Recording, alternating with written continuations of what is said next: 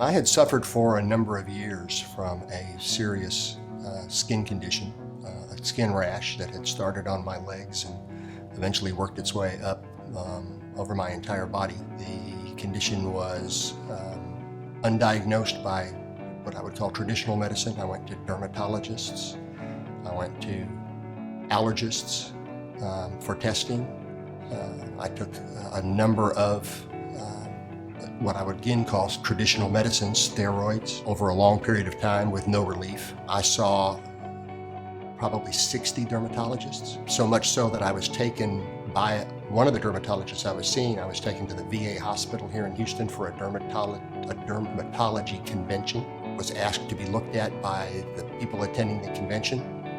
So I went to an exam room at the VA and sat in my underwear for half a day while dermatologists from all over the country came by and looked at me and asked if they could take pictures of it and said it was really interesting. And we have no idea what it is. One doctor decided it was formaldehyde allergy, and so I was tested for an allergy to formaldehyde, which I was not allergic to. So this went on for a long time. And I finally did, although I didn't have psoriasis, I started eating a psoriasis diet, and it did provide some relief. But I relapsed back into having the very, very bad skin rash again.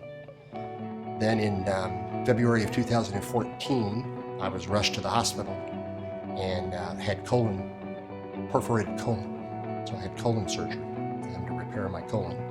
So it was getting worse and worse and worse. At the suggestion of a friend who was being treated by Dr. Osborne, went through extensive testing here, was diagnosed with allergies to many of the foods that I was eating, and over a period now of about 6 months, the skin condition has gone away, it's cleared up. No one that I was dealing with in dermatology or allergy was talking about anything to do with any of the foods that I was eating.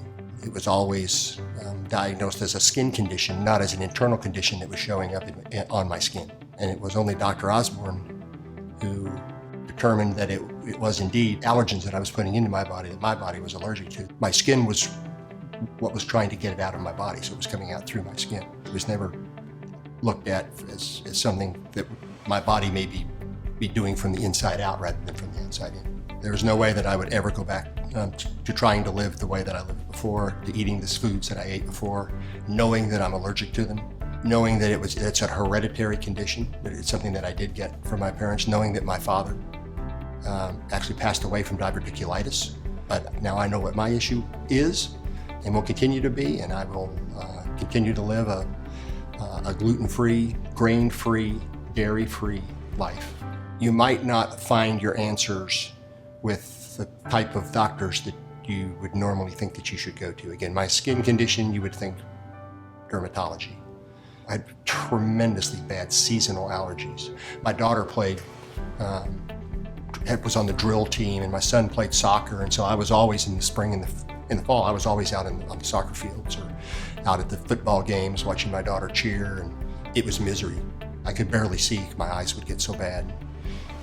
I'd get the hacky cough and the whole bit. And this is the first spring that I've been through now where I have evidenced no issues at all with my allergies.